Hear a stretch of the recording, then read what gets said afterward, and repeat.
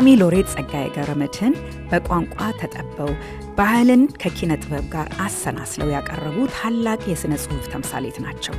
የበርካታ ኢትዮጵያውያንን ድምጽ በድፍረት ወደ ስነ ጽሑፍና ቲያትር ያመጡ ታዋቂ ገጣሚ፣ ጸሐፊ፣ ተውኔትና ደራሲ ነበሩ።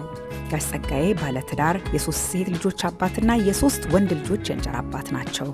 ሺካጎ በሚገኘው ብላክስቶን ስኩል ኦፍ ሎ በ1959 በኮረስፖንዳንስ ሕግን አጥንተዋል። ከዚያም ለንደን ሮያል ኮርትና በፓሪስ ኮሜዲያን ፍራንሴዝ ቲያትርን ስልጠና አግኝተዋል። ከ1961 እስከ 1971 የኢትዮጵያ ብሔራዊ ቲያትርን አስተዳድረዋል። በተጨማሪም በአዲስ አበባ ዩኒቨርሲቲ የቲያትር ጥበባት ትምህርት ክፍልን አቋቁመዋል።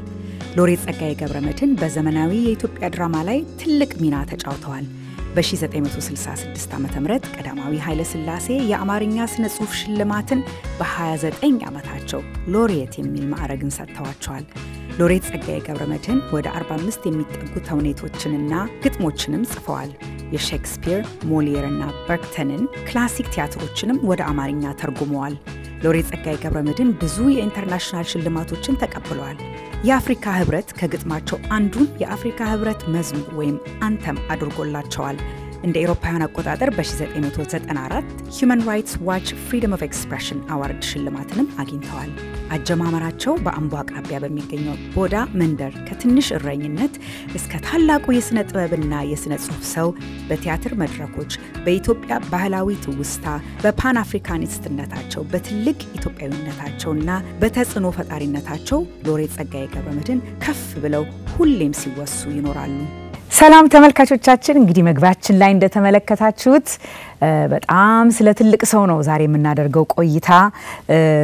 ምጥቀት በቅኔ አክናፍ የሚለው በአማርኛ ከዚህ በፊት Soaring on Winged Verse an Ethiopian Story የሚለውን ጸሐፊ ፋሲል ይትባረክ በእንግሊዝኛ አቅርቦት ስለ ፖኤት ሎሬት ጸጋዬ ገብረመድህን ሜሞር በሳቸው ፈቃድ አሁን ደግሞ በአማርኛ ተተርጉሞ እንደ አዲስ ለሕዝብ የቀረበ መጽሐፍ ነውና እሱን መሰረት በማድረግ የተለያዩ እንግዶች ጋብዤላችኋለሁ። ልጁ ማህሌት ጸጋዬ ገብረመድህን ከኒውዮርክ እንደዚሁም ደግሞ ትልቅ እንግዶቼ የመድረኳ ንግስት ዓለም ፀሐይ ወዳጆ ከሱ ላይ አብራው በወዳጅነት በስራን ባልደረባነት ብቻም ሳይሆን በቅርብ ወዳጅነት ቤተሰብነት እንደውም በልጅነትም የሚመለከታት ከሷ ጋር እንደዚሁም ደግሞ አሌክስ ገብረ ህይወት ደራሲ ጸሐፊ እነሱ ጋር በቃ የሚያውቁት በቅርብ እንደዚሁም ደግሞ በስራ ግንኙነት ላይ ስለሱ ምን ይባላል ፐርሰናሊ የሚያውቁት ሰዎች ስለሱ እንግዲህ ብዙ ተጽፏል ብሉ ተብሏል። በዛሬ ፕሮግራማችን ደግሞ እንደገና ዳሰስ እናደርጋለን ማለት ነው። ጥሪያችን አክብራችሁ ስለመጣችሁ ሁላችሁንም በጣም አርጌ አመሰግናችኋለሁ። እንዳልኩት ዓለምዬ ተወዳጁ አርቲስት፣ ፖኤት፣ ዳይሬክተር፣ ገጣሚ የጣይቱ ባህል ማዕከል መስራች አይደል? ቅድም እንዳልኩት የመድረክ ንግስት በጣም እናከብራት በጣም እንወዳት። አሌክስም በጣም ደስ ብሎኛል ካንተ ጋር ይሄንን ቆይታ ለማድረግ በመቻሌ። አንተ ከጋሽ ጸጋዬ ጋር ሚኒስትሪ ኦፍ ካልቸር አይደለ እንደ በአብሮ በአድሚኒስትሬሽን በስራ ላይ አብራችሁ የምትተዋወቁት በዛ ላይ ነው። አንተም በራስ ጸሐፊና ገጣሚ ነህ። በጣም ደስ ብሎኛል እኛን ጆይን ለማድረግ በመቻሌ። ማህሌት እንግዲህ ሁለተኛ ሴት ልጁ ናት። እኔ ደስ ያለኝ ይሄ ምንድነው ብዙ ጊዜ ስለ ሰዎች በተለይ እንደዚህ አይኮኒክ እና ሌጀንድ የሆኑ ሰዎች ስለነሱ ማንነት ስንናገር አንዳንዴ እንደው ሰው መሆናቸውንም ሁሉ እንረሳለን አይደለ? ስራቸው በጣም ትልቅ ስለሆነ ኮንትሪቢዩሽናቸው ለሀገራችን በተለያየ መልኩ ግን who was he በሰውነታቸው ማን ነበሩ፣ በአባትነታቸው ማን ነበሩ፣ በወዳጅነታቸው ማን ነበሩ የሚለውን ደግሞ ትንሽ ነካ ብናረገው ደስ ይላል በማለት ነው። በጣም አመሰግንሻለሁ ማህሌት ኒውዮርክ ፈቃደኛ ስለሆንሽ ከኛ ጋር ይሄንን ቆይታ ለማድረግ። ካንቺ ልጀምር። አንድ የላክሽልኝ አርቲክል ነበረ ሰሌዳ የሚባል የኦንላይን ማጋዚን እዚህ ለብዙ አመት ሰርኩሌት የሚያደርግ በጣም ሁላችን የምንወደው የኦንላይን ማጋዚን ነበርና እዛ ላይ አንቺና እህትሽ ዮዲት ታላቅ እህትሽ I'm assuming right የጻፋችሁት ስለ አባታችሁ የጻፋችሁት ሪፍሌክሽን እንበለው ትዝታ በጣም ነው ፐርሰናሊ ኢንቲሜት የሆነ አባታችን እንዲህ አይነት ሰው ነበር የምትሉት ነው እናንተና እኔ በጣም enjoyed it ሳነበው በጣም ደስ ብሎኝ እየሳቅኩ ያነበብኩት ነገር ነውና ትንሽ ከዛ በጀምር ደስ ይለኛል ቆይታውንና ፐብሊክ ፊገር እንደመሆናቸው አባትሽ personally እንደውን ስታስቢያቸው ከብዙ አመትም በኋላ ሶስታችሁንም እንደዚሁም ወንድሞችሽንም ሪሌት የሚያደርጉት እንዴት ነበሩ እስቲ እንደ አባት ማን ነበሩ ብቲ ምን ታያለሽ ሪፍሌክት ስታደርጊ ሄለን thank you በጣም ስለጋብሽና ይሄን አጋጣሚ ስላገኘን ለመወያየት ስላባቴ እኔ አባቴን በጣም ነው የምወደው እና ብዙ ትዝታዎች አሉኝ ግን ባጭሩ ለመግለጽ እንደው ፍቅሩን ለመግለጽ ለምን ከልጅነታችን ጀምሮ አባታችንን ከሰዎች ጋር ተካፍለን ነው የኖርነው ግን ያጎደለብን ነገር የለም ሁሌ ስንገባ ግንባሩን ስመን ነው የምንገባው አደግንም አረጀንም ግን አልፈነው ዝም ብለን ከገባን ራሱ በጣቱ ዝም ብሎ ያመለክተናል ግንባሩን እንድንስመው ጋቢ ውስጥ ቅፍ አድርጎ ነው የሚቀበለን እና የሆነት በጣም ኃይለኛ ፍቅር ያለው ሰው ነው እስከዛሬ ድረስ አጥንክሮ ያቆየን እሱ ፍቅር ነው ብዬ አስባለሁኝና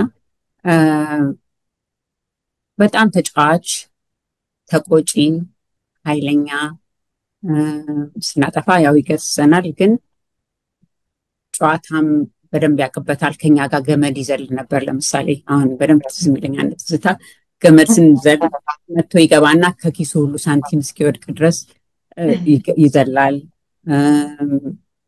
ፋሲካ ላይ ለሊት ተነሱ መነሳት ሲያቀተን ውሃ ይዞ ይመጣና ፊታችን ላይ ከልብሶ ነው የሚያስነሳንና በቃ ያስቀዋል ነቅተን እንኳን ካጋጠምነው ያችን ማድረግ ስለሚፈልግ ረጭቶብን ነው ፊታችን ላይ የሚሄደው እና ብዙ ፍቅር አሳይቶን ያሳደገን አባት ነው ሌላ ማለት እንፈልገው ያው እንደዛም አባት ነው ሆኖ አብሮን ጊዜ ቢያሳልፍም አንዳንዴ ደግሞ አጠገባችን ሆኖ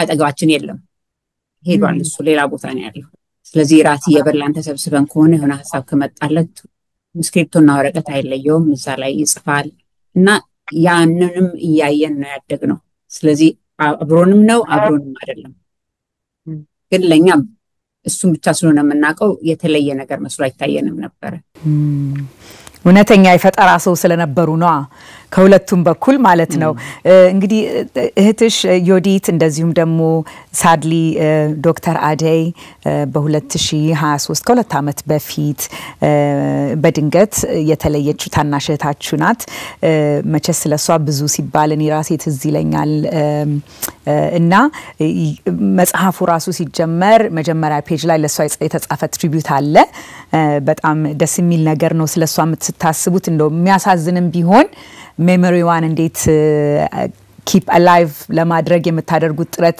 በዚህ ፕሮጀክት መጠቃለሉ ደስ ይላልና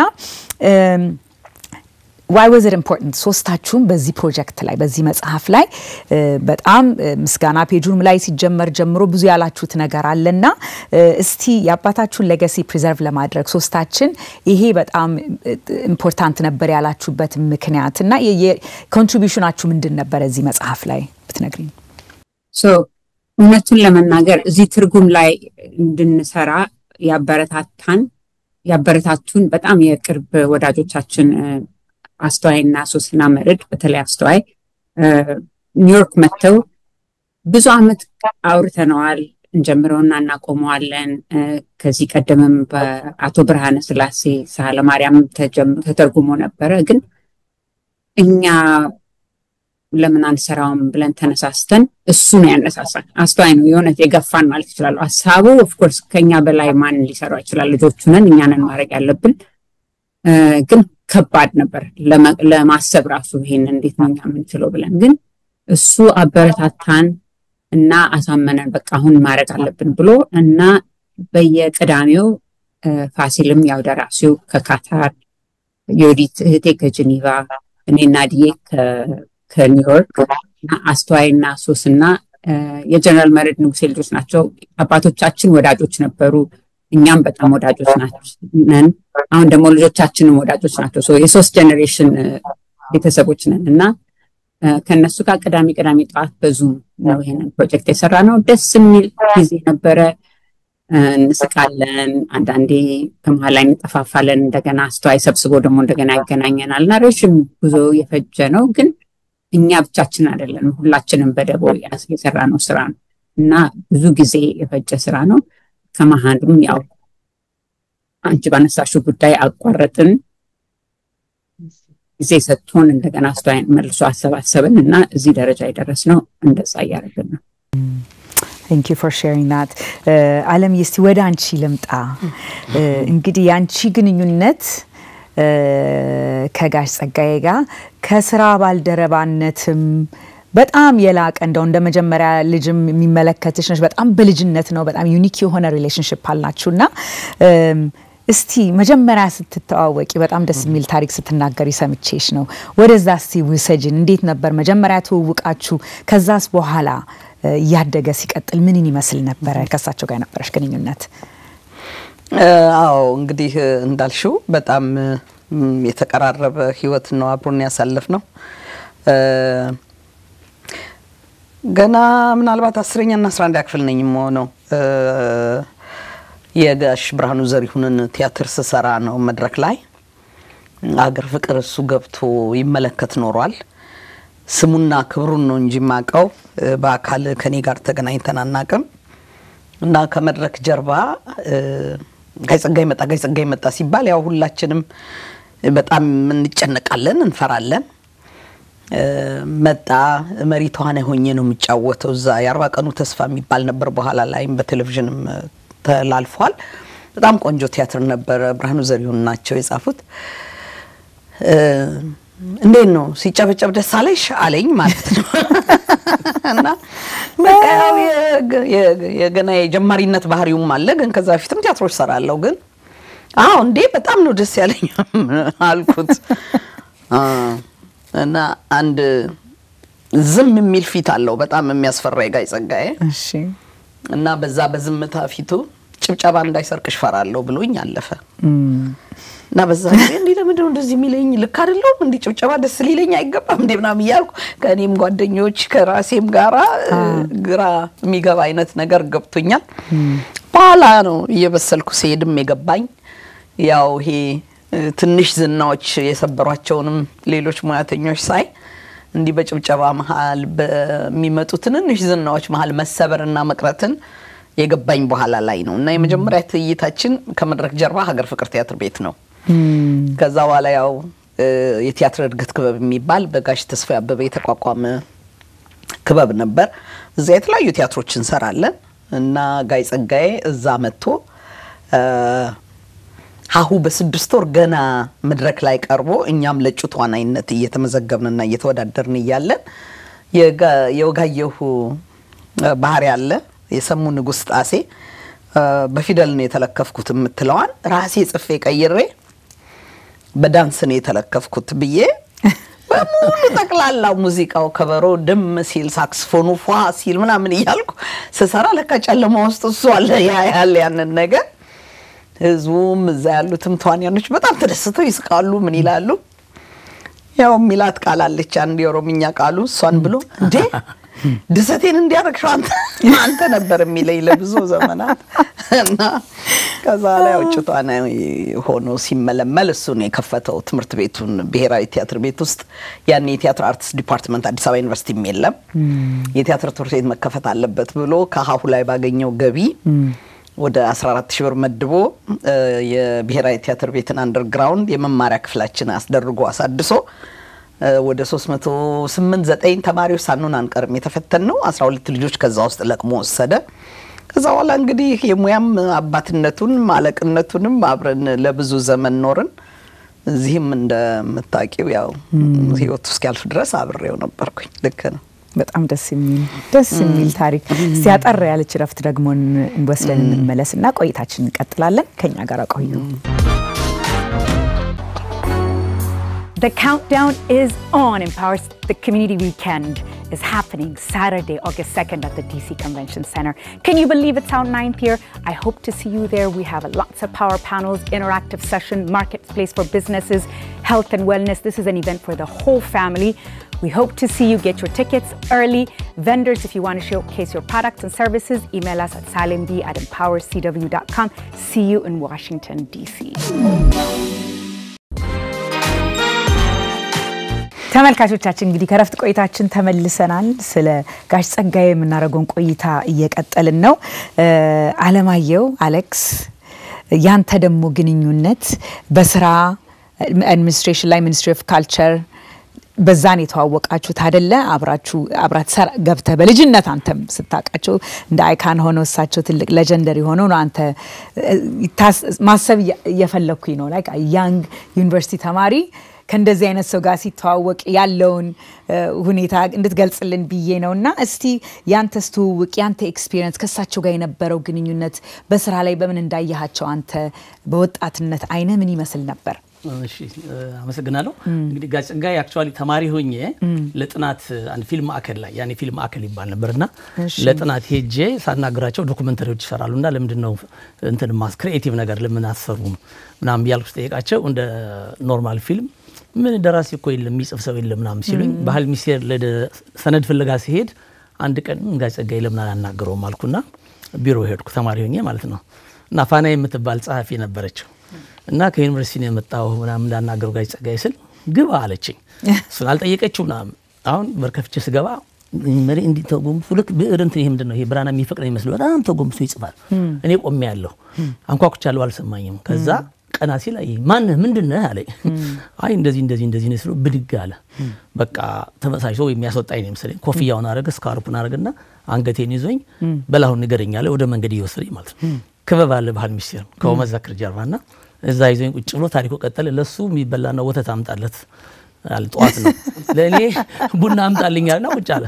እኔ እሱን እየበላው ይጠይቀኛል ስለ አስተማሪ ይጠይቀኛል ስለ ቲያትር ይጠይቀኛል። ምን ያውቃል አስተማሪ ማን ነው እከሌ እንግሊዛዊ ነው ክሊፈርድ ኮከር ይባላል ስለው ምን ያውቃል ስለ ኢትዮጵያ ቲያትር ምን ጥናት አድርጓል ምናምን ማለት መልሶ ጥያቄ ይጠይቀኛል። እንዲህ ይላል እኔስ ደስ ብሎኝ በዛኔ መጀመሪያ ተውቃችን እንደዛ ነው የፈለኩት መረጃ ሰጠኝ ሄድኩ። ከዛ በኋላ በአመቱ ከዩኒቨርሲቲ ጨርስ እዛው ተመደብኩ ባህል ሚኒስቴር ስነ ጥበባትና ቲያትር መምሪያ ማለት ነው። ያን ጊዜ እንግዲህ ሁለት ታላላቅ ሰዎች አሉ። ጋሽ ጸጋዬ አንዱ የሚኒስትሩ አማካሪ ነው የባህል አማካሪ ነው ስነ ጽሁፍ እጅግ የተከበሩ የዓለም ሎሬት ሜትር አርቲስት አፈወርቅ ተክሌ ደግሞ እሳቸው ደግሞ ሌላው በስነ ጥበብ አማካሪ ናቸው።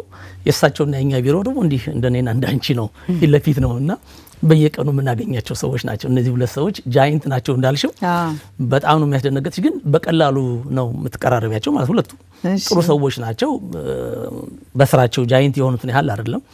ጋሽ ጸጋዬ እንደውም ጋር ኮሚቴ ሲቋቋም አንድ ጊዜ ትዝ የሚለኝ እሱ ዋና ሰብሳቢ እኔ ጸሐፊ ሆነን ተመደብ የኢትዮጵያ ፊልም ኮርፖሬሽን ተብሎ ችግር ተፈጥሮ መፍትሄ የሚያቀርብ ሚኒስትሩ ሲሰይሙ እኔ ጸሐፊ እሱ ሰብሳቢ ሆነን እንገናኛለን። ብቻ በሆነ ባልሆነው ቢሮ መንገድ ላይ ይሄድኩኝ ገብቻ አወራዋለሁ እና ይለኛል ቀስበል አትንቀጭቀሽ ቀሽቃሻ ይለኛል። ሁሉ ይችላል እንትን እቸኩላለሁ ያን ጊዜ እኔ ዝም ብዬ ለመናገር ከዛ እሱ እንዲህ ድፍድፍ ያለ ነገር አይወድም። እንጨርሳለን እንሄዳለንና በጣም በየቀኑ የምታገኘው ሰው ነው የነበረው። ለኛ ትልቅ አርአያ ነው። በተለይ በስነ ጽሁፍ በቲያትር በአማርኛና በእንግሊዝኛ ኢኳሊ መጻፍ የሚችል ግጥሞቹ ወደር የሌላቸው የትርጉም ስራዎቹና ተማሪ ሆነን የምናውቃቸው ስራዎች ኢቭን እኛ ሃይ ስኩል ሆነን አበበ እንጂ መቼ ሞተ የሚል ግጥሙ በ11ኛና 12ኛ ክፍል መማሪያ መጽሐፋችን ውስጥ ነበር። ለአበበ ቢቂላ የጻፈለት ነው። አበበ ቢቂላ ሲሞት የጻፈለት ይመስለኛልና በጣም ግሩም ግጥም ነበር። አስተማሪዎቻችን የሚያነቡልን ነበርና ከዛ ጊዜ ጀምሮ የምናውቀው ነው። እና እንግዲህ ስንገባ ደግሞ አብረሽ በየቀኑ የምናገኘው ሰው ሆነና በቲያትሮቹንም ስታይ ሌሎች ስራዎቹንም ስታቂ ምን አይነት ትልቅ ሰው እንደሆነ የምታይበት አጋጣሚ ነውና የኛ የተዋወቅነው በዛ አጋጣሚ ነው። ብዙ አብሮ መስራት ድል አግኝቻለሁ።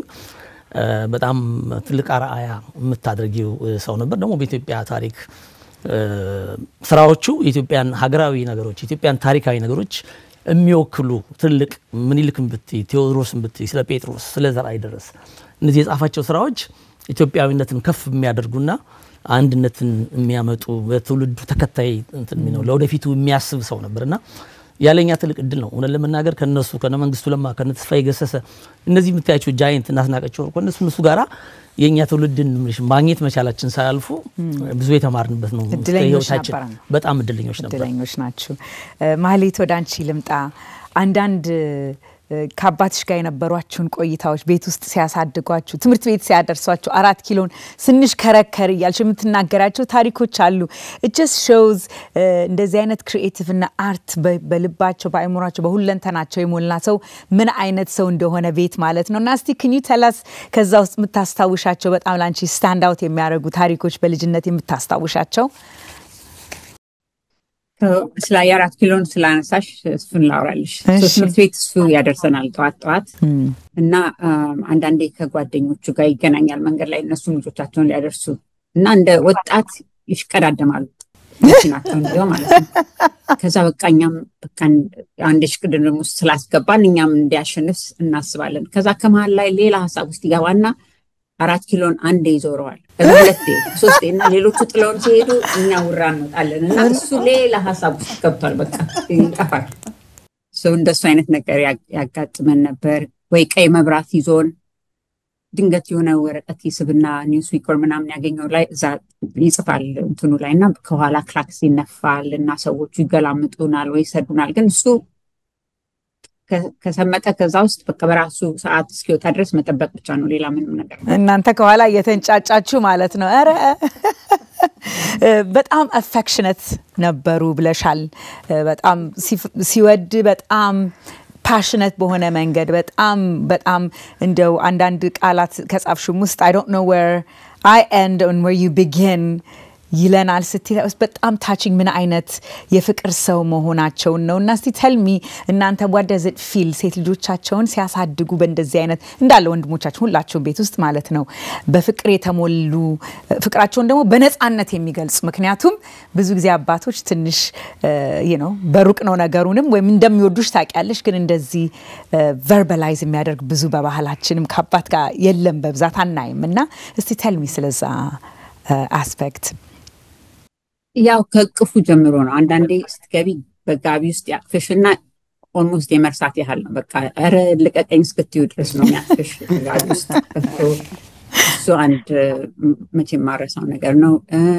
ጓደኞቻችንም መጀመሪያ ሲተዋወቁ ጓደኞች በቃ ምናምን ብለው ፈርተውት ይመጣሉ ወዲያው ግን አንድ ቅጥያ ስም ሱራሱ ያወጣላቸዋል እሱ የፈለገውን ስም ይሰጣቸውና እነሱም ያው እዛ አቅፍ ውስጥ ይገባሉ ማለት ነውና ምንም ለብቻው ጊዜ ቢፈልግ ለመጻፍ እና ቤት ውስጥም ሲጽፍ ዝም በሉ እንባላለን እና ለዚህ actually እናቴን በጣም አከብራታለሁ ለምን ከልጅነታችን ጀምራ ለሱ ቦታ እንድንተውለት ጸጥ እንዲል እንድናከብር ስራውን እሷ ናት ያሰለጠነችልኛ ምንም እናውቀው ነገር የለም ግን የሱን ያህል ጊዜም ለራሱም በጭንቅላት ውስጥም መፍጀት ቢያስፈልገው ቤቱ ደግሞ ሲንቻቻ ሰው ሲሞላበት ዘመድም ይሄ አርቲስት ልጆቹም አሁን በጣም ብዙ አርቲስት ልጆች አሉ በቃ ልክ እንደ ወንድማችን አብረውን ያደጉ ማለት ነው እነ በኃይሉ መንገሻ እና አስራታን ላይ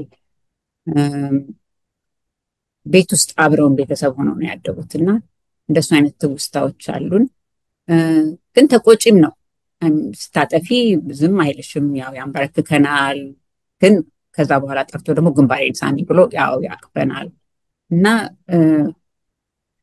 አሁን እንደ እናት ሆኜ ሳስበው እንደ አንዳንዴ ምን ይለኛል ስንጨቃጨቅ የሆነ ነገር ከልክሎኝ ለምንድን ነው የከለከልከኝ ምናምን ብዬ ስናገር እንዴ እኔም እኮ አባት ስሆን የመጀመሪያዬ ነው እኔም ኬታ አቃቋለሁ ብለሽ ነው ምናምን ይለኝ ነበር እና እኔም የተማርኩ ነው አንቺም የተማርሽ ነው እና ቦታ ስጪኝ በቃ አባት ነኝ መከልከል አለብኝና አትጨቃጨቂኝ ምናምን ሁሉ ይላል ደስ ይላል በጣም ብዙ ትውስታዎች አሉ እንደሱ ዲፕሊ ላቪንግ የሆኑ ሰው ነበሩ ዓለም ይወዳንች ልምጣ ሃምሌት የሚለውን ቲያትር እንግዲህ ሼክስፒር I mean እንግዲህ በጣም እዚህ ሀገር የሼክስፒር anywhere in the western world ሼክስፒርን ብዙ የተጻፈለት ብዙ የተተወነለት በተለያየ ቋንቋ የተደረገ ለመጀመሪያ ጊዜ ኢትዮጵያ ውስጥ በሳቸው ነው አይደለ ብዙን የሼክስፒርን ትራንስሌት አድርገው ወደ አማርኛ የጻፉት ወይስ ይቀድማሉ ይመስለኛል ሮሚዮና ጁሊየት ሮሚዮና ጁሊየት ኦኬ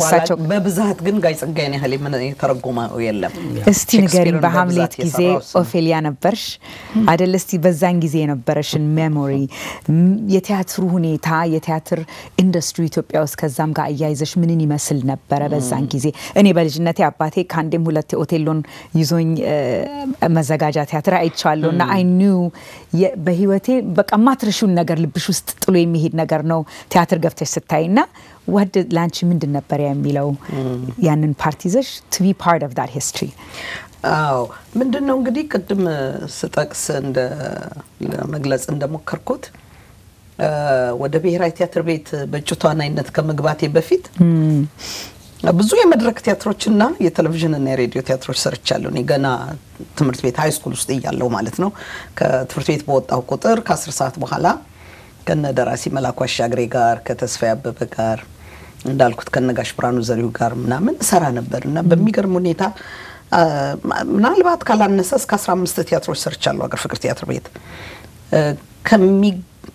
ከእድሜ በጣም በፈጠነ መልኩ ነው መድረክ ላይ ቀጥታ በመሪ ተዋናይነት ጀምሬ ሰራው ማለት ነው ጋይ ጸጋዬ ጋር ስመጣ ደግሞ የተለየ ደረጃና የተለየ ዲሲፕሊንም ነበረው ብሔራዊ ቲያትር ነው ቤቱ የብሔራዊ ቲያትር መድረክ ነው የነበሩት ተዋናዮች ቅድም አለማየሁ ሲጠቅሳቸው የነበሩ በጣም እጅግ ድንቅና አንጋፋ ትያስካላ መንሸዋነት ያስናቁ ናውላቸው ተስፋዬ ሳህሉ የነበሩበት ነው የገባሁት ደግሞ እጅግ ከባድ የሚባል የወቅቱ ኃይለኛው ቲያትር ሀሁ በ6 ወር ላይ ነው እኔ ቲያትር ቤት ሲጀምርና በወቅቱ እየጠለላ ከነበረው ከጀመሩበት ግሩፕ ውስጥ በግል ያለ መግባባት ከመድረኩ ላይ ትርኢቱን ስታቋርጥ እነዛ መሃል ነው ወስዶ ያሸከመኝ ጋይ ጸጋዬና ጋሻባተ የኛም በርበርኔ የጀመርኩት ብሔራዊ ቲያትር ማለት ነው ለኔ በጣም ከባድ ነበር ብዙ ነገር በእነሱም በኩል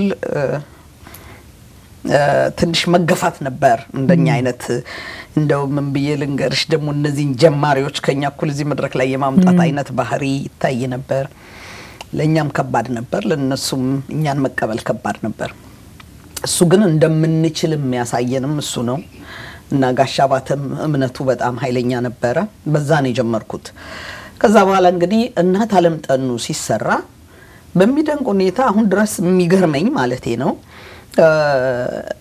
የቲያትሩ አዘጋጅ ሃይማኖት ዓለሙ ተብሎ አሁንም እነዛው ትልልቅ አንጋፋ ተዋናዮች ነበሩ የሚሰሩት እኔና ዓለሙ ገብረአብ ነው ረዳት አዘጋጆች ናቸው ብሎ የሰየመን እና ከባድ ነው አሁንም ያ በቲያትር ህይወት ውስጥ እንደዛ ያያረገ ነው ያሳደገን የመጣው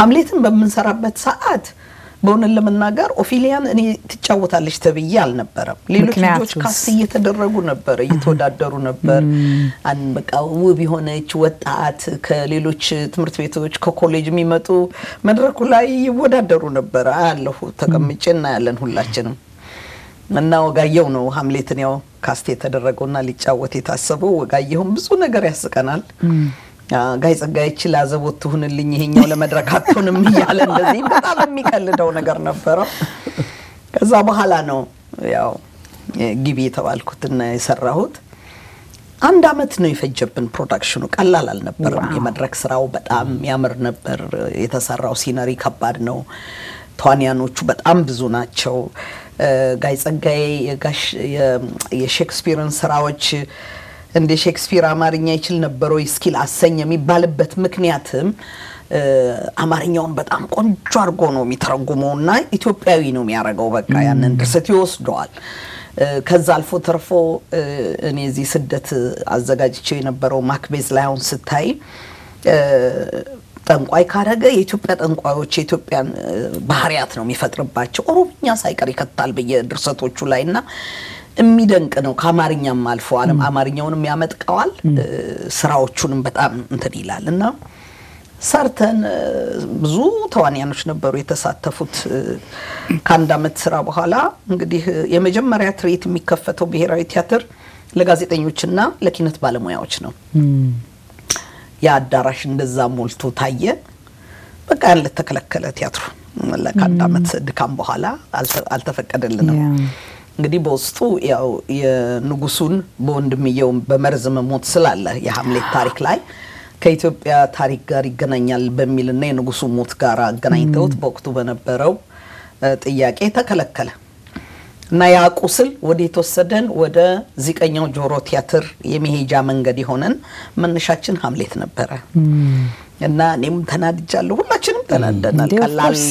ድካም አይደለም የደከምነው ሃምሌት ለኔ የብዙ ነገር መክፈቻዬ ነው አባቴ ለብዙ ጊዜ ቲያትር በመስራቴ ሳናግረው ይኖሮ የዛች ሃምሌትን የእንግዶች ጥሪ ለተጠርቸው ነው ለመጀመሪያ ጊዜ መድረክ ላይ አባቴ ደሞ እኔ ቲያትር ሲጫወት ያየኝ እና አበቦቼን ደሞ ለአባቴ ሰጥቼ ደሞ የለቅሶ ፕሮግራምም ነበር ምሽቱ ላይ እጅ መንሳቱ ላይ ብዙ ትዝታዎች አሉኝ ለሃምሌት እና ብዙ ቁስል ነበረን በፍጹም ባንድ ቀን ይቆማል ብለን አስበነው አናውቅም አልባሳት ሁሉ አለ ብዙ ነገር ወጪ አለው ብዙ ዕዳ ውስጥ ነው የሚገባው ለዛ ብቻ የሚያስፈልጉ ብዙ ነገሮች ይዘጋጃሉ በነገርሽ ላይ ቅድም አሁን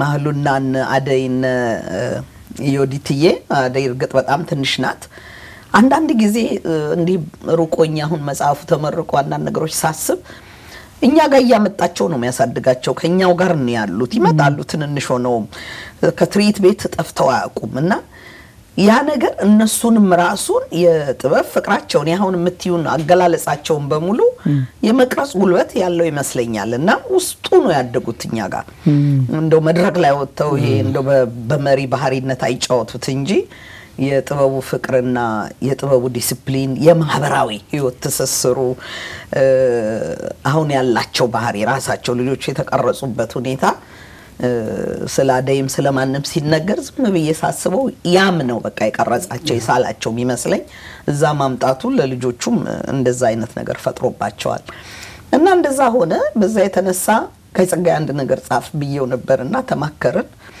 ጉባኤ ካይር ነበር የሙያ ማህበር እንዳጋጣሚ አሁን አዲስ አበባ ይሄንኑ የመጽሐፉ ምረቃ ላይ ጓዳ አብዱላፊዝ አገኘሁት እሱ ያኔ ማስታወቂያ ሚኒስቴር ነበር እሱ ነው አሽልቆ ያችን ቲያትር ያሳለፈው ነገር ይመጣል ብሎ ማስበው አይደለም ግን ሳንሱር አልተካሄደም እሱ ላይ ሳንሱር ሳይታይ አሳልፈነው ነው ዚቀኛው ጆሮ የመንግስት ባለስልጣን ማከል ቡም ማርገን እንደ ቦምብ ያፈነዳ ነው በጣም ኃይለኛ መንግስትን የሚነካ ቲያትር ነበረ አጭር ነው አስቂ ነው በጣም ትራጀዲ ነው በአርቲስቶች ህይወት ላይ የተመሰረተ ነው ግን መንግስትን በጣም የሚጠይቅ ጠያቂ ነው እና የሃምሌትን መዘጋት የስነ ጽሁፍን የሳንሱር ፕሮብሌም እኛ ላይ የሚደርሰውን ጫና የሚዘረግፍ ቲያትር ነበርና እጅግ በጣም ከባድ ቲያትር ነው እሱም ለአንድ ቀን ተሰርቶ ቆመ እኛ ግን ያው ዝደት መተን እዚህ እንደ ልባችን ሰርተነው ጋይ ጸጋይንም አክብረን አምጥተን ዚቀኛውን በደንብ ሰራ ነውና ሃምሌት ብዙ ታሪክ አለው በዛ ህይወት ያለፈ በኋላ ላይ ግን ብዙ ታየዛም ኢትዮጵያ ውስጥም በደንብ የመታየት እድል ገጠመው ደስ ይላል በጣም ደስ ይላል እስቲ አጠር ያለች ረፍት ደግሞ እንውሰድና ቆይታችንን እንቀጥላለን ከኛ ጋር ቆዩ The countdown is on. Empowers the Community Weekend is happening Saturday, August 2nd at the DC Convention Center. Can you believe it's our 9th year? I hope to see you there. We have lots of power panels, interactive session, marketplace for businesses, health and wellness. This is an event for the whole family. We hope to see you. Get your tickets early. Vendors, if you want to showcase your products and services, email us at salimb@empowercw.com. See you in Washington, DC. ተመልካቾቻችን እንግዲህ ከረፍት ቆይታችን ተመልሰናል አሁን ደግሞ ሌላ ሶስተኛ ስቱዲዮ በስቱዲያችን አለ ሁላችሁም እንግዲህ ኢቢኤስ ተመልካቾች ታውቁታላችሁ አበበ ፈለቀ አርቲስት በራሱም ከኢቢኤስ ባልደረባነቱ ቀጥሎ ማለት ነው ግን ከዛ በፊት for many years የቲያትር graduate አዲስ አበባ ዩኒቨርሲቲ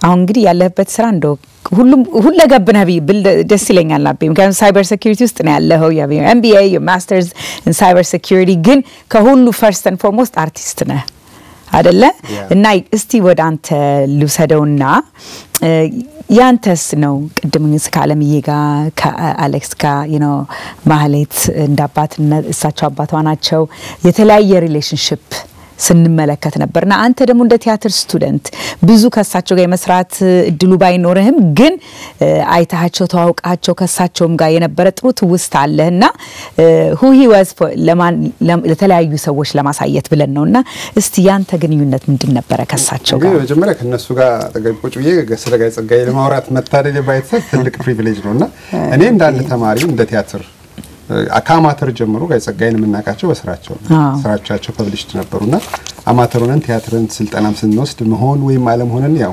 ገለነው ጨፍጭፈነው እንደም በዛን ሰዓት በነበረን ዕውቀትና ክህሎት እንሰራ ነበር። ከዛ አዲስ አበባ ዩኒቨርሲቲ ስገባ መጀመሪያ ጊዜ ጋይ ጸጋዬ ስራ ነው ፐርፎርማንስ ሃይማኖት አለሙ እሱን ያስተማረኝ ነበርውና ሶስቱን የጋይ ጸጋዬን ስራዎች ነው እንደ ፈተና መማሪያ ያደረገው ጴጥሮስያችን ሰዓት ቴድሮስን ብት ከመቅደላና የሐምሌትን መሆን የማለም ሆነና በዛ ውስጥ ምን ያህል አለማወቃችንን ያወቅንበት ከዛ በኋላ የጋይ ጸጋዬን ቋንቋ ኃይል እንዴት አድርገን ወደ መድረክ መመንዘር እንደምንችል የተማርንበት ነው።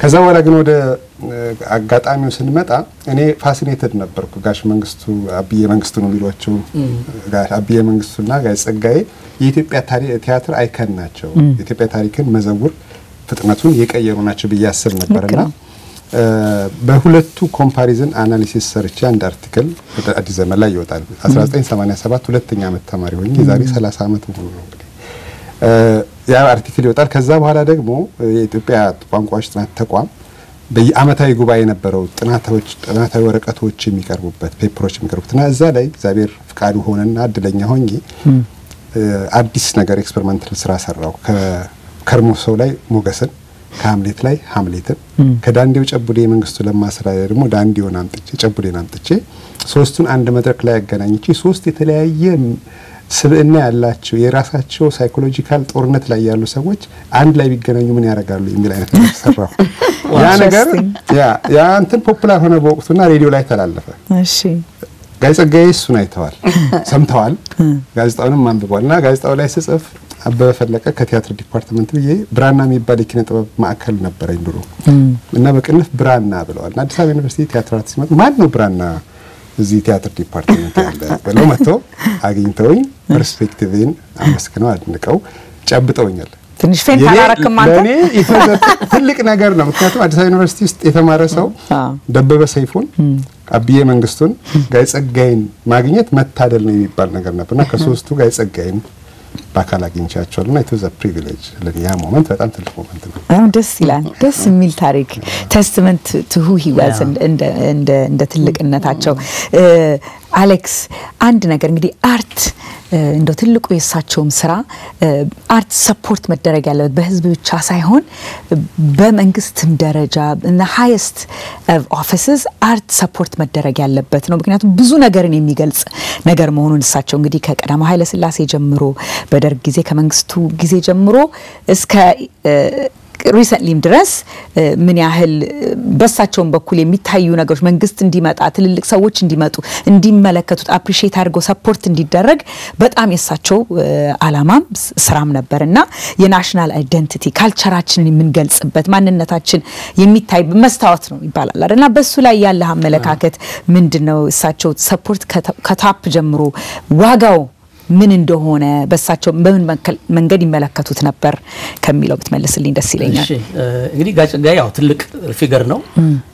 በዘመነ አጼ ኃይለ ሥላሴም በዘመነ ደርግም ሪኮግናይዝድ የሆነ ነገስታቱ ወይም ደግሞ ኮሎኔል መንግስቱ የመሪው ሪኮግናይዝ የሚያደርጉት የሚያከብሩት ሰው ነው። ቀዳማዊ ኃይለ ሥላሴ ሽልማት ተሸላሚም ነው። በዛ ወቅት ከእናቱ አዲስ አለማየሁና ከጥቂት ሰዎች በኋላ ከእናቱ ከበደ ሚካኤል በኋላ ያለው ወጣቱ ጸጋዬን የተሸለመውና ይሄ ሪኮግኒሽን አለ። በህዝቡም ታዋቂነቱ አለ። በስራዎቹም ግን ምንድነው እሱ የሚመኘውን ያህል መሮጥ የሚፈልገውን ያህል መብረር የሚፈልገውን ያህል አልተሳካለትም ስልሽ ስራዎቹ ለምሳሌ አሁን ሳንሱር በተለይ ከሳንሱር ጋር ሳነሳ የሳንሱር ሰለባ የሆነ እንደ ጋይ ጸጋዬ ብዙ ስራዎቹ የታገዱበት ሰው አለ ብዬ ነው ያላስብም። ቅድም ዓለም እንዳነሳቸው ለምሳሌ ከስንት ዓመት በኋላ የተጻፈ ቲያትር ማለት የተተረጎመ ሐምሌትን ስትወስጂ የሚከለከልበት እንደው በሩቁ በገመድ ማያያዝ ካልሆነ መስተቀር የሼክስፒርን ስራ መከልከል ምንም ትርጉም አይሰጥም ሆነ ለመናገር በንጉሱ ጊዜ ታይቷል።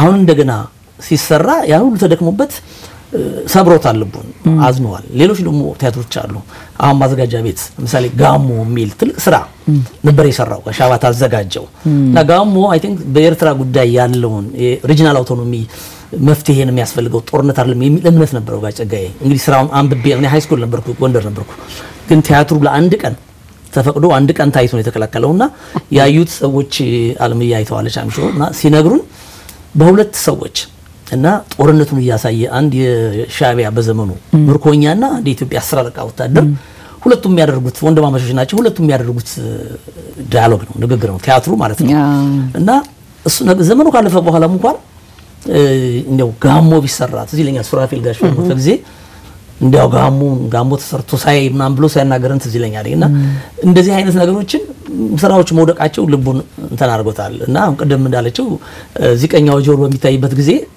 አክተሩ ሲያወሩ ምንድነው የሚለው ዳሩ ላንቺ ሐምሌት ይገባሻል ይላል ይሄን የሚላቸው ለባለስልጣኖቹ ነው በአክተሩ በኩል ነው የሚናገረው ጋጨጋዬ ዳሩ ላንቺ ሐምሌት ይገባሻልና ብዙ ነገሮችን የሚተነፍስበት እድል ላይ ነበርውና ይሄ ባይሆን ኖሮ ብዙ ስራዎች አሉ ሌሎችም አንዳንዴ ደግሞ ለምሳሌ አሁን ጴጥሮስያችን ሰዓት ቀደም እንዳልነው ሀገራዊ ነው እና ጴጥሮስያችን ሰዓት ሲሰራ እኔ ጋሽ ሙልጌታ ዶሌ የነገረኝ ነው ታዋቂው ጋዜጠኛና በንጉሱ ዘመን ተሰራ አሁን ጋጨጋዬ እንግዲህ ያቃል ስነ ልቦናውን ያን ዘመን የሚጀምረው በንጉሱ ንግግር ነው የሚጀምረው በድምጽ ለምንድነው ሊግ ኦፍ ኔሽን ወይም የመንግስታቱ ማህበር ያደረጉት ንግግር ታሪክና ህዝብ ይፈርደናል ወደፊት ምናም ብለው አመረው የሚናገሩበት ንግግር ነው አላ በጣም ፖፑላር የሆነ ንግግር ነው ያሳቸውና ይሄ ሄድና ሳቸው ራሳቸው ንጉሱ መጥተው እየተመለከቱ ብሔራዊት ማለት ኢሞሽናል ሆነዋል በቃ እንባቸው ነው የመጣው ምክንያቱም ያ በስደት ያሳለፉትን መከራ ነው የሚያሳያቸው ይሄ ነገር ከዛ በኋላ በዘመነ ደርግ ሲታይ ኮሎኔል መንግስቱ ላዩ መጥተው ጋሽ ሙልጌታ የሚነግረኝ ያን ጊዜ አሁን የንጉሱን ንግግር ማምጣት ቲያትሩ ማስከልከል ነው አይደለም በዛ ዘመን እንደም ማለት እንዳለችው አሁን ማክቤት ለምተከለ ማን ነው ሐምሌት ለምተከለከለ ነው እና ኮሎኔል መንግስቱ በራሳቸው ያኔ የሶማሌ ጦርነት በመጣበት ጊዜ ኢትዮጵያ ህዝብ ሀገር ተደፈራለችና ተነስታ ተጠቅና የሚተባለ ብዙ የተነቃነቀበት የሶማሌ 300,000 ሚሊሻ ይዘመተበት ያን ድምጻቸውን አምጥቶ ከዛ ሀገር ነው ያገናኘው ክሩ ምንድነው አሁን ሀገር ነው የሀገር አንድነት የሀገር ደህንነት ነው ድሮ ጣሊያን ነው የወረደን አሁን ሶማሌነት የወረደች እቺን ክር ተጠቅሞ ሳንስሩን አለፈበት ማለት ነው እና ቲያትሩ እንዲታይ ያደረገ ይሄን የምታስቢው ምንድነው ከሰዎቹ በላይ ነው እሱ ስለ ሀገር የከፈለውና አይ ቲንክ በትልቁ ስናስብ ሁሉንም ባሰበው ልክ በተመኘው ልክ ባይሄድም እንዲህ አይነት ቅሬታዎች በየጊዜው የሚያሰማቸው በውስጡ የሚያብሰለስላቸው እንዲህ አይነት ነገሮች በየመድረኩ ይናገራል እንጂ ስለ ነጻነት ለምሳሌ በእንግሊዝኛ ቋንቋ በብዙ ጆርናሎች ያሳተማቸዋል በተለያየ ዓለም አቀፍ መድረኮች ስለ ፍሪደም ኦፍ ፕሬስ ስለ መጽሐፍ ነጻነት ስለ ባህል በተለይ በባህል ላይ ደግሞ በዚህ በአንትሮፖሎጂ ላይ ብዙ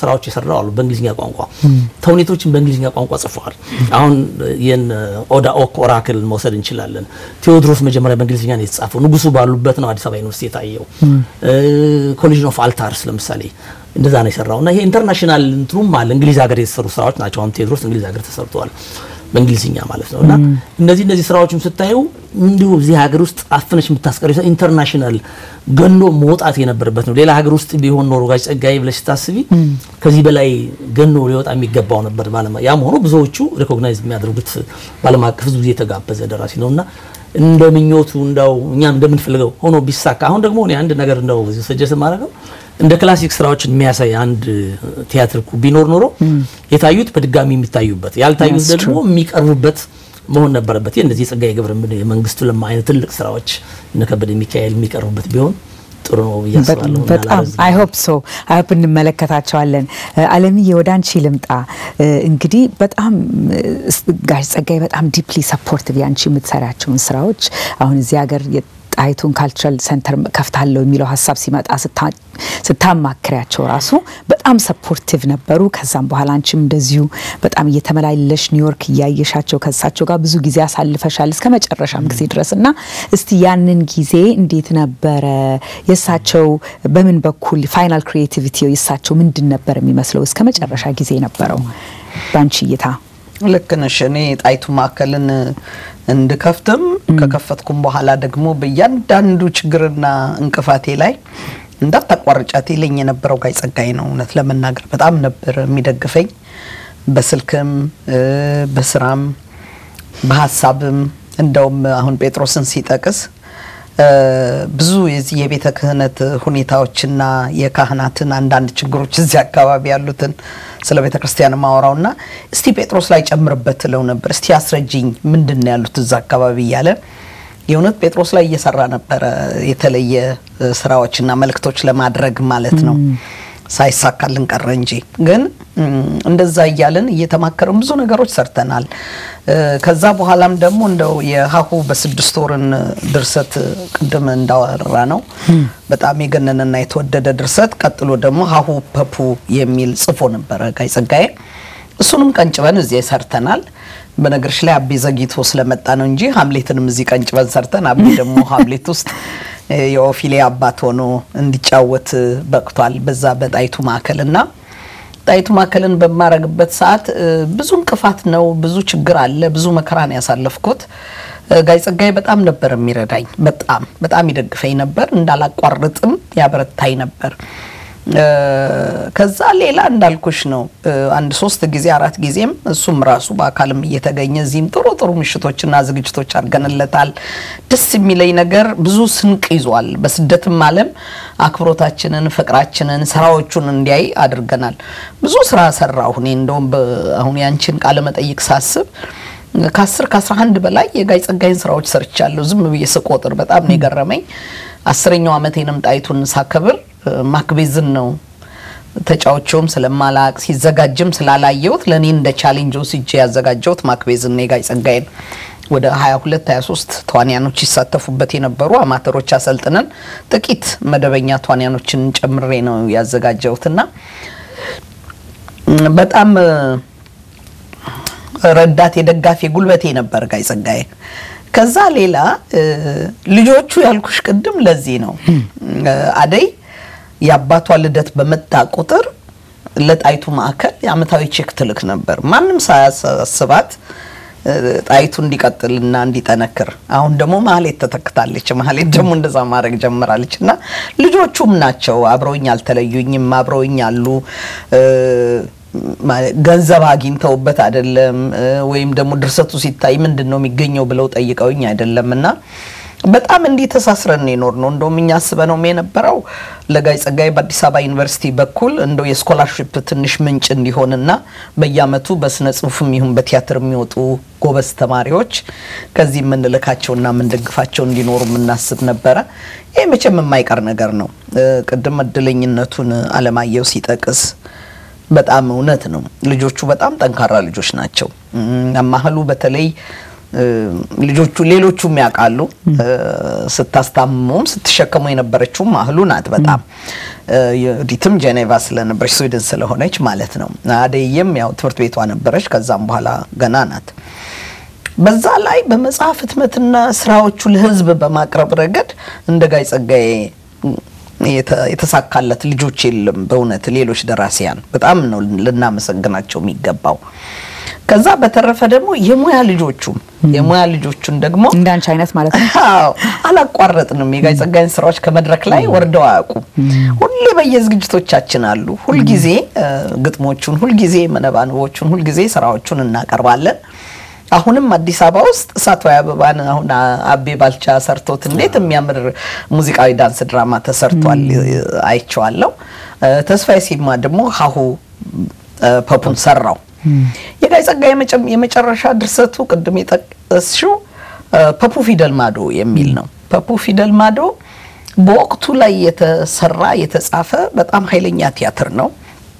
እሱን ቲያትር ታይፒስት እየወሰድኩ ነው ኒውዮርክ እያመላለስኩ የተጻፈው ጽሁፉ ድርሰቱ እና አዘጋጁ ብሎ ሰጠኝ ሰራ ነው። ግን እሱ ካረፈ በኋላ ነው መድረክ ላይ የበቃው አላየውም እና ገና ለህዝብ በብዛት ያልታየና አዲስ አበባም ገና መቅረብ ያለበት ጉልበታም ቲያትር ነው።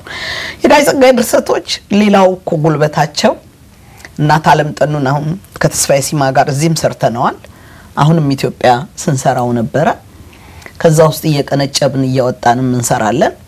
ቲያትሮቹ ለምን በሳንሱር እንደዛ በየጊዜው ይቋረጣሉ የሚለው ነገር እኔን አይገርመኝም። ለምንድነው አይገርመኝ? እሱም አያርፍም እኮ ያቃል የሚጽፋቸው ነገሮች እንጂ ሌሎቹን ምን እንደሚጽፉ እናቃለን። ምን ሰራቸውን ስራዎች እሱ ደግሞ ምን እንደሚጽፍ እናቃለንና በእያንዳንዱ ቲያትር የወቅቱን ሁኔታዎችና አልፎ ተርፎ ሄዶ አልፎ ይነካልና ምን ይደረግ መቼስ መነካቱ አይቀርም እሱም መቆሙ አይቀርም ለዛች ለአንድ ቀንም ይሁን ለኛ ደግሞ በጣም የሚያረኩን ነገሮች አሉ መልክቱ ላይ የሚተላለፉ እንደዛ ያያልን ሰራቸዋለን ይሄው አሁንም እንዳልሽው እስከ ዛሬ ድረስ ጉልበታም ስራዎቹን እየሰራን ነው ያለነው በጣም ደስ ይላል አብስ ያጠር ባለ መልኩ ጋሽ ጸጋዬ ሊተራሪ ጃይንት እንደመሆናቸው ፓን አፍሪካኒስት ኢትዮጵያዊነቱን ማንነቱን ሰብአዊነቱን በጣም እናንተ ትምህርት ቤትም ይያላችሁት የምትመለከቱት ነገር ነውና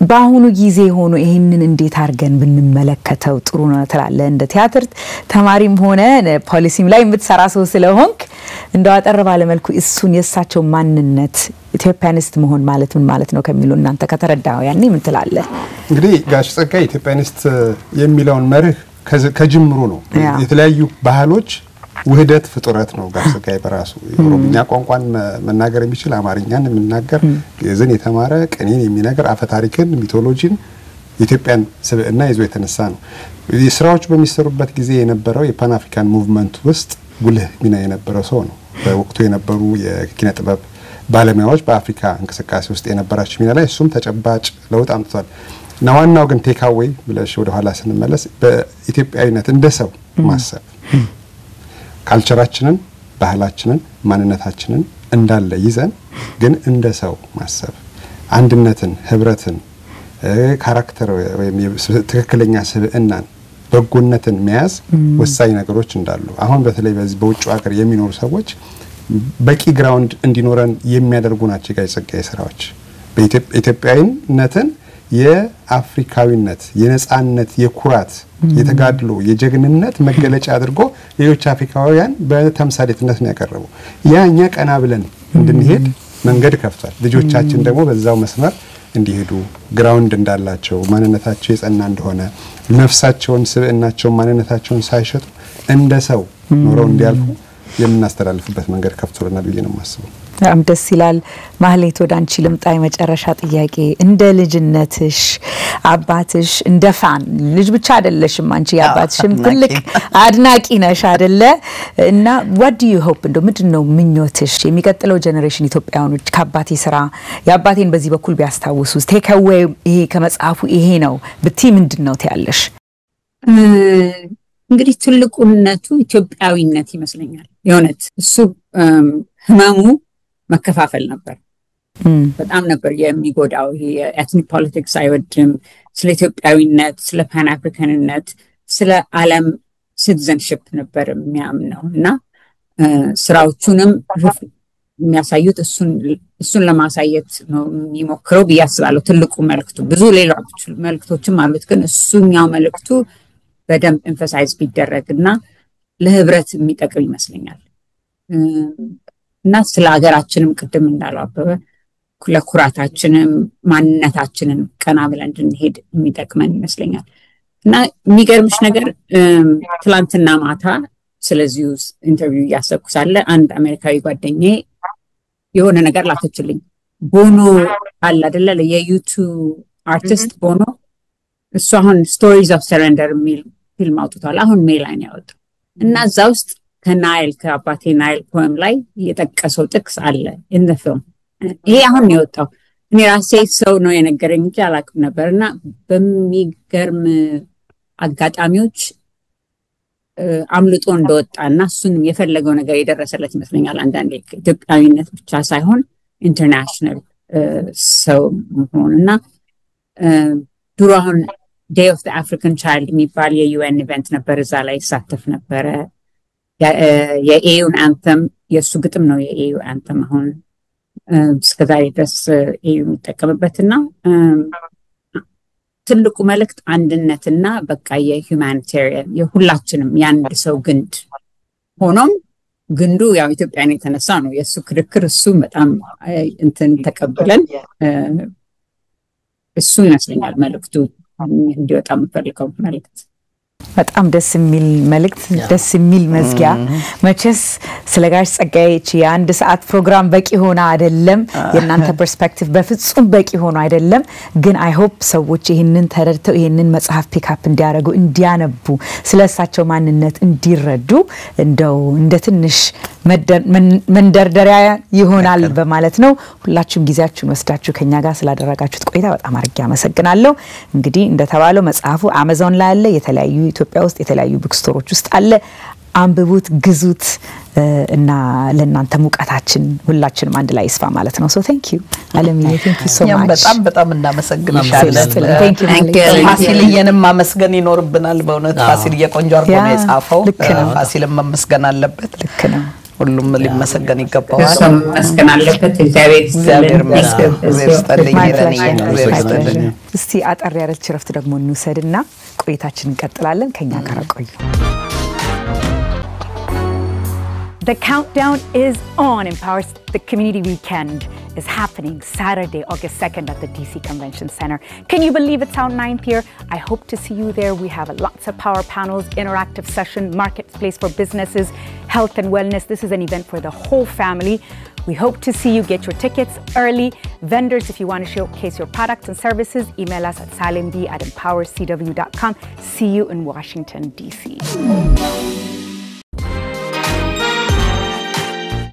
ተመልካቾቻችን እንግዲህ ከረፍት ቆይታችን ተመልሰናል እንግዲህ ለዛሬ ቆይታችን መንስኤ የሆነው አሁን በቅርብ ጊዜ ታትሞ የቀረበው ምጥቀት በቀኔ አክናፍ የሚባለው መጽሐፍ ጸሐፊ ደራሲ አቶ ፋሲል ይትባረክ ከኛ ጋር አለ ከታር ነው የሚኖረው ከኛ ጋር የሚመጣው እንግዲህ ኢን ፐርሰን አይደለም እንደምትመለከቱት እንግዲህ አቶ ፋሲል ደራሲ ጸሐፊ poet በአሁኑ ጊዜ ደግሞ lecturer University of Qatar ያስተምራል ያለው ብዙ መጽሐፍትን ከጻፋች ብዙ አጫጭር ጽሁፎችን ግጥሞችን እንደውም ግጥም ያቀረብከው ጸሐፍ እምቢልታ የሚባል አዘጋጅቶ አቀርቧል የመጀመሪያውን በእንግሊዝኛ soaring on winged verse the life of an Ethiopian የሚለውን የመጀመሪያውን የፖኤት ሎሬት ጸጋዬ ገብረመድህንን መጽሐፍ በእንግሊዝኛ ከሱ ፈቃድ አግኝቶ ያቀረበው 2013 እሳቸው ከህይወት ከተለዩን በኋላ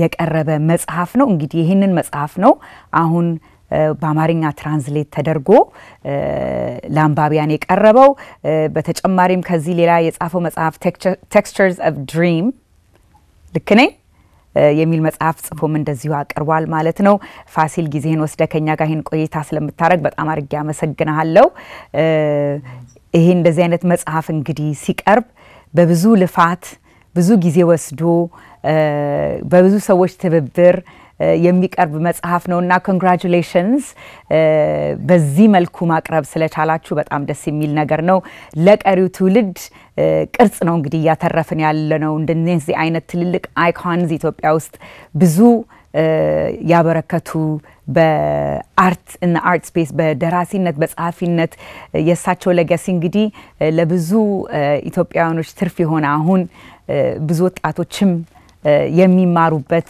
ለጋሲ የሚቀጥል ለጋሲ ነውና ይሄንን ስላቀረብክ እኔም ለጣም አርጌ ላመሰግን እወዳለሁ እንግዲህ ይሄንን የመጀመሪያ እንግሊዝኛውን ጽሁፍ ሜሞር ስታቀርብ በሳቸው ፈቃደኝነት አንተን ስፔሲፊክሊ መርጠውህ ነው አይደለ ከመታተሙ በፊት ነው ሳቸው ያረፉት እስቲ የአማርኛ ትራንስሌሽኑን ምንድነው ኢንስፓየር ያረጋው ለምን በአማርኛ እንድታቀርቡ ፈቀዳችሁ ስራውን እስቲ ፕሮሰሱን ትንሽ ብትነግረን ደስ ይለኛል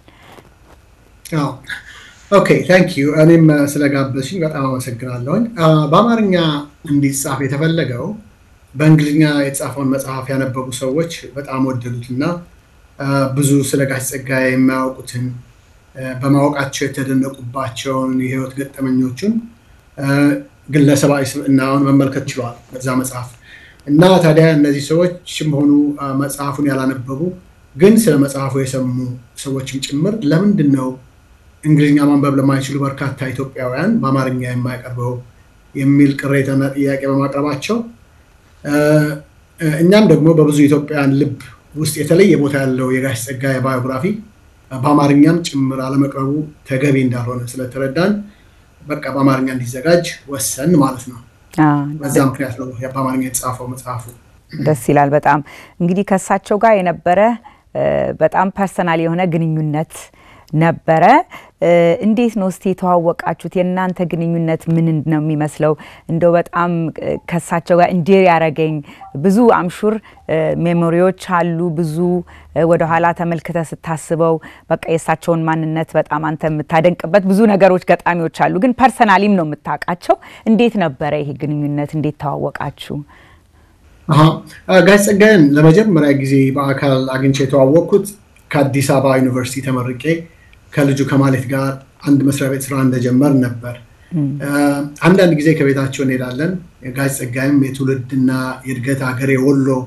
ከምትገኘው የደሴ ከተማ መሆኗን ሲያውቅ ስለ ወሎ ሰዎች ስለ ወጉና ባህሉ እንዳጫውተው ይጠይቀኛል የወሎዮች ባህል እሴቶችና አኗኗር ጋሽ ጸጋዬን በጣም ፋሲኔት ያደርጉት ነበር የወሎ ሰዎች የመቻቻልና ተስማምቶ የመኖር አብሮ የመኖር ጥበብ የተካኑ እንኳን ለሌሎች ይለኝ ነበር ኢትዮጵያ እንኳን ለሌሎች ኢትዮጵያውያን ቀርቶ ለዓለም ህዝብ ምሳሌ ሊሆኑ የሚችሉ ናቸው ይላል እና ከዚያ በኋላ የስኳር በሽተኛ ሆኖ ለህክምና ልጆቹ ወደሚኖርበት ኒውዮርክ ከተማ በፈረንጆች 1998 ሲመጣ እኔም በዚያው ስለነበርኩ ያኔ ተገናኘን እና በዊኬንድ እና በበዓል ቀኖች ጋሽ ጸጋዬ ባለበት የልጆቹ ቤት ነበር የምንሰበሰበው እሱም ዙሪያውን ተሰብስበን ስንጫወት በጣም ደስ ይለው ነበር እና እኔም ጋሽ ጸጋዬን በቅርብና በወጉ አወቅኩት የምለው ኒውዮርክ ከመጣ በኋላ ነው ታዲያ እዚያ በደንብ አውቄው ከሚገርሙኝ ተፈጥሮ ለምሳሌ የማስታወስ ችሎታው በጣም የሚደንቅ ነበር እድሜ ያላደበዘዘው በጣም የሰላ የማስታወስ ችሎታ አለው ከሰው ጋር መምሰል ይችላል ከትንሹ ጋር ትንሽ ሆኖ ከትልቅ ጋር ትልቅ ሰው ሲያዳምጥ በጣም ከልቡ ተመስጦ ነው የሚያዳምጠው ሌላ ሁሉ የሚገርመኝ ነገር ደግሞ የስኳር በሽተኛ ሆኖ ያኔ በሳምንት 3 ጊዜ ነበር ዳያሊሲስ የሚያደርገው በሽታው ከቀን ወደ ቀን አቅሙን እያደከመው እንደሄደ እናያለን መንፈሱ ግን በጭራሽ አልተረታም ነበር እንደምናውቀው በእኛ ሀገር ነው ስለ በሽታ በዝርዝር ማውራት ማማረር የተለመደ ነገር ነው አይደለም ጋሽ ጸጋዬ ግን አንድም ቀን ስለ በሽታው ሲያወራ ሆነ ሲያማረር ሰምቼው አላውቅም ይሄ በጣም ይገርመኛል ያ በስኳር በሽታ እየተገዘገዘ የነበረ አካሉ የእርሱ ያልሆነ ይመስል ፈለጠኝ ቆረጠኝ ሳይል እስከ መጨረሻው የድሮ ማንነቱ ሳይበረዝና መንፈሱ ሳይደበዝዝ ከስነ ጽሁፍ ቁርኝቱም ሳይላቀቅ ነው እስከ ህይወቱ ፍጻሜ ድረስ የተጓዘው ጋሽ ጸጋዬ በጣም ኢንትረስቲንግ ሰው ነው ወሬው የማይጠገብ ቀልዶቹ በጣም የሚያስቁ አንዳንድ ደግሞ የሚደንቅ ኤክሰንትሪሲቲ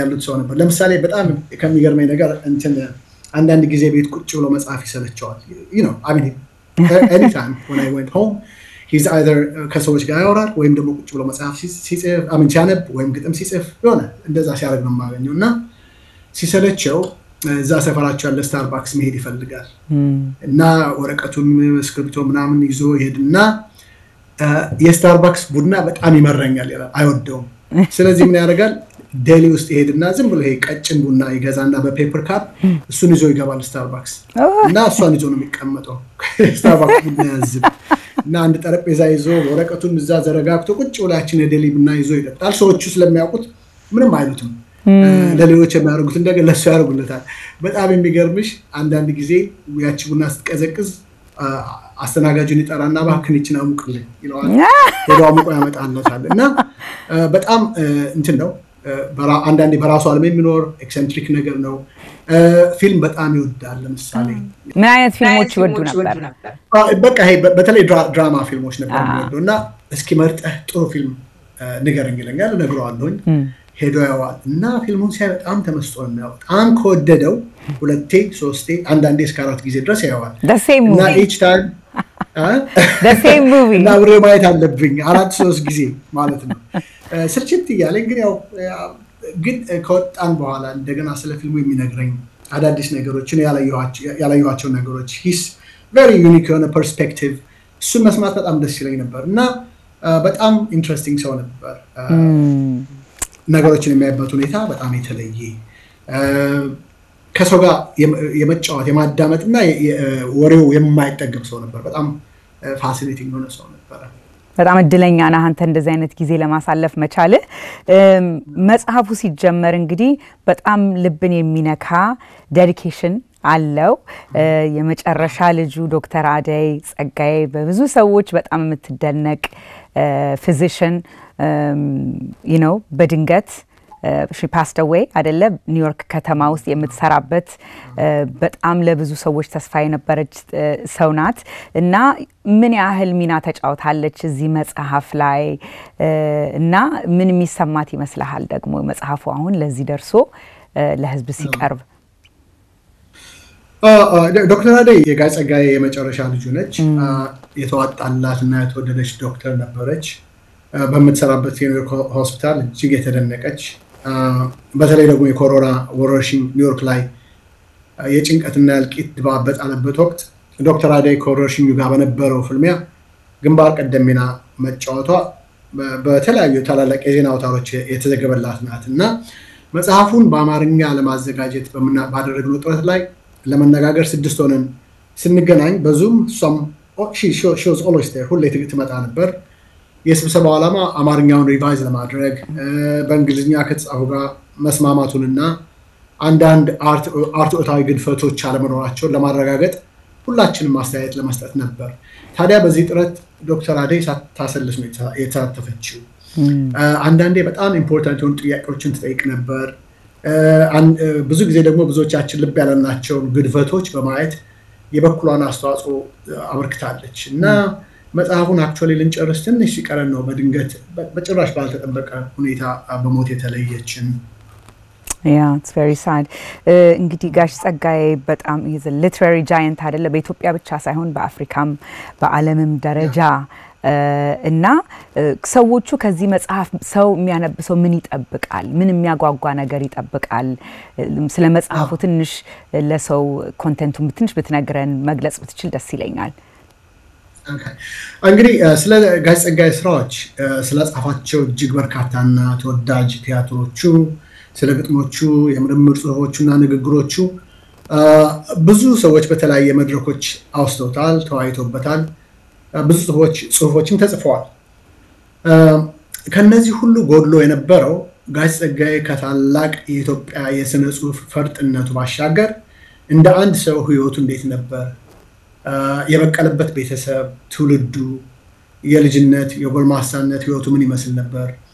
ምን አይነት የትምህርትና የህይወት ገጠመኞች፣ ምን አይነት አስተዳደግ ነው ጋሽ ጸጋዬን ገና ከለጋ ዕድሜው ጀምሮ እስከ ህይወት ፍጻሜ ድረስ ያለቀቀውን የሥነ ጽሁፍ ፈለግ እንዲከተል ያደረገው እና በዚህ እጅግ ውጤታማ በሆነ የብዕር አዝመራ ጉዞ ምን አይነት ተግዳሮቶች፣ ችግሮችና አደጋዎች አጋጥመውታል? በምን የተስፋ፣ የምኞት፣ የዓላማ፣ የስኬት፣ የሽንፈት ውጣ ውረድ አልፎ ነው እጅግ ብዙ ተወዳጅ ስራዎችን ማፍራት የቻለው? በተዋጣላቸው ስራዎቹ እና ባስገኙለት ስኬትና ህዝባዊ ተወዳጅነትስ ምን አይነት እርካታ አግኝተዋል? ጋሽ ጸጋዬ እንደ ታላቅ ደራሲና ባለቅኔ ብቻ ሳይሆን እንደ ግለሰብ እንደ ሰው ምን ይመስላል? ምን አይነት ስብዕና ነው ተፈጥሮ ያደለው? እና ምጥቀት በቅኔ አክናፍ የጋሽ ጸጋዬን ስራዎች ቢዳስስም በተለይ በሌሎች ስለሱ የተጻፉ መጽሐፍትና አርቲክሎች በሰፊው ያልተወሱትን ግለሰባዊ ህይወቱን በማሳየቱ ለምናውቀው ጋሽ ጸጋዬ የሥነ ጽሁፍ ከፍታ ታላቅ አስተዋጽኦ ያደረጉ የህይወቱ ውርሶቹን በመተረኩ ይህ መጽሐፍ የተለየ ቦታ ይኖራል ብዬ አስባለሁ። እና እንደ ሌሎቹ መጽሐፍት የእሱን ስራዎች በጥልቅ የሚዳስስ አይደለም መጽሐፉ። ኦፍ ኮርስ ያወሳል እያንዳንዱ ብዙዎቹን ስራዎችን በተለይ ዋና ዋናዎቹን። ግን ከሁሉም የበለጠ ግን ጋሽ ጸጋዬ as a human being as an individual his background የቤተሰቡ አስተዳደጉ የህይወት ገጠመኞቹ እንደ አርቲስት ደራሲውን የቀረጹትን የህይወት ገጠመኞች በሰፊው የሚያወሳ ነው እና it shows a different side of ጋሽ ጸጋዬ ሰው ሁሉ ከሚያውቀው ለየት ያለ ያንን ያበረክታል ብዬ ተስፋ አደርጋለሁ የመጽሐፍ። እስቲ እሳቸው አሁን በአሁኑ ጊዜ ቢኖሩ የእሳቸውን ሌጋሲ ለኔክስት ጀነሬሽን ይሄ ቢሆን ደስ ይለኛል ብሎ የሚያስቡት ካለ እንደው ለመጨረሻ ሀሳብ ለመግለጽ what do you think he would say? ከዛም ደግሞ መጽሐፉን ሰው የት ማግኘት ይችላል የሚለውን አንድ ላይ ብትመልስልኝ ደስ ይለኛል። ኦኬ የጋሽ ጸጋዬ ሌጋሲ እኔ ይሄንን ጥያቄ ራሴ አስቤያለሁ ካሁን በፊትና በመጀመሪያ የጋሽ ጸጋዬ ስራዎች ግጥሞቹም ሆነ ቲያትሮቹ ከጭብጣቸውና ከሬሌቫንት ከመሆናቸው ከቋንቋቸው ልቀትና ውበት ያ እነዚህ ማርካሉ በርግጥ እና እንደ ጋሽ ጸጋዬ አማርኛን ያሻቸውን አሳምረው የሚገልጹበት መሳሪያ በማድረግ የገዙትና የተጠቀሙት ደራሲያን ጥቂት ናቸው እና አንዳንድ ጊዜ ሰዎች አማርኛ እንደ ሌሎች ምዕራባውያን ቋንቋዎች የዳበረ ስላልሆነ ሐሳብን እንደ ልብ ለመግለጽ ውስን ነው ሲሉ ተሰማቸው እስኪ ጋሽ ጸጋዬን ስራዎች አንብቡና እንነጋገር እላለሁ በልቤ ምክንያቱም ጋሽ ጸጋዬ በአማርኛ የተረጎማቸውን አሁን እንግሊዞች በቋንቋው ምጥቀት እና ውበት የሚመኩበትን የሼክስፒርን ስራዎች ያነበበ ሰው ሃምሌትና ኦቴሎን ድሮንም በአማርኛ ለመጻፋቸውን ይጠራጠራሉ እና እንደ ጋሽ ጸጋዬ አንደኛው የጋሽ ጸጋዬ ሌጋሲ አሳምሮ ለሚያውቀውና በትጋት ለሚገለገልበት ጸሐፊ አማርኛ ብቃትና ጣዕም ያለው ልንኮራበትና ልናዳብረው የሚገባ ቋንቋችን መሆኑን ልብ እንዲሉ ያደርጋል ሌላው የጋሽ ጸጋዬ ሌጋሲ የስነ ጽሁፍ ክህሎትን የታደለ ሰው ይህንን ስጦታውን ለበቀለበት ህብረተሰብ ፋይዳ የመዋል ኃላፊነትም እንዳለበት ማሳሰብ ነው እላለሁ ስነ ጽሁፍ እንደ ሌሎች ጥበቦች እንዲያውም ከሌሎቹ በበለጠ የህብረተሰቡን መልካም ጎን የማወደስ እንከኖቹን የማመልከትና መፍትሄ የመጠቆም ችሎታ አለው እና እነዚህ ሁለቱ በአገር ውስጥም ሆነ በውጭ ያሉ ኢትዮጵያውያን ሊያተርፉባቸው የሚችሉ የጋሽ ጸጋዬ ሌጋሲዎች ናቸው እላለሁ መጽሐፉ መታተሙን ቢያውቅ ጋሽ ጸጋዬ ደስ ይለዋል በርግጥ መጽሐፉ የተጀመረው ከሱ ጋር በሳምንት አንዴ እየተገናኘን በመናደርገው ቃለ ምልልስ ነበር በአማርኛ ቃለ ምልልሱ በአማርኛ ነው በድምጽ መቅጃ ቀርጬ አስቀምጥና ያንን መሰረት አድርጌ ነው የእንግሊዝኛ መጽሐፍ የጀመርኩት ሆኖም ግን unfortunately 60% አካባቢ የሚሆነው መጽሐፍ ማቴሪያል ከተሰበሰበ በኋላ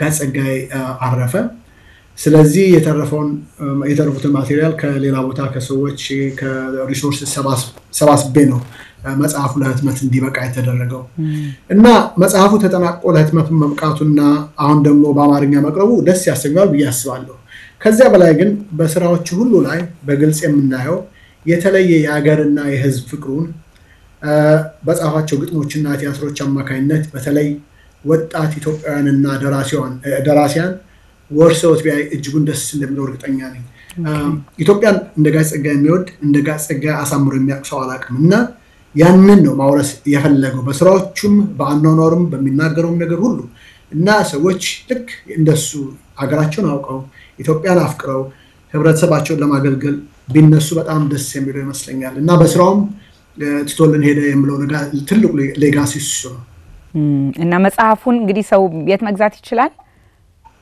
አማዞን ላይ አለ አይ ቲንክ amazon.com ላይ አለ የአማርኛ ትርጉሙ የእንግሊዝኛውም አለ አይ ቲንክ ሁለቱም እዛ ላይ አቬለብል ናቸው እና ኢትዮጵያን እንዴት ነው አቬለብል ማድረግ የሚችለው ሰው መግዛት ይችላል ኢትዮጵያ ውስጥ ቡክ ስቶሮች ውስጥ አሉ any big book store ውስጥ ሰው ቢሄድ የሚያገኘው ይመስለኛል አዲስ አበባ fantastic thank you በጣም ውስጥ እንደዚህ thank you ፋሲል ጊዜን ወስደህ ከኛ ጋር ቆይታ ስላረካ አመሰግናለሁ በጣም አመሰግናለሁ እኔም thank you ተመልካቾቻችን እንግዲህ ከዛሬ ፕሮግራማችን በጣም ብዙ ጠቃሚ ሐሳቦች እንዳገኛችሁ አልጠራጠርም መጽሐፉን ግዙት ኢትዮጵያም ያላችሁ እዚህም ደግሞ ውጭ ያላችሁ በአማዞን ፋሲል እንደተናገረው በቀላሉ ማግኘት ትችላላችሁ እንግዲህ የታሪክ ተካፋዮች እንድትሆኑ እንጋብዛችኋለን በሚቀጥለው ሳምንት በሌላ ፕሮግራም እስከምንገናኝ ከኛ ጋር ቆዩ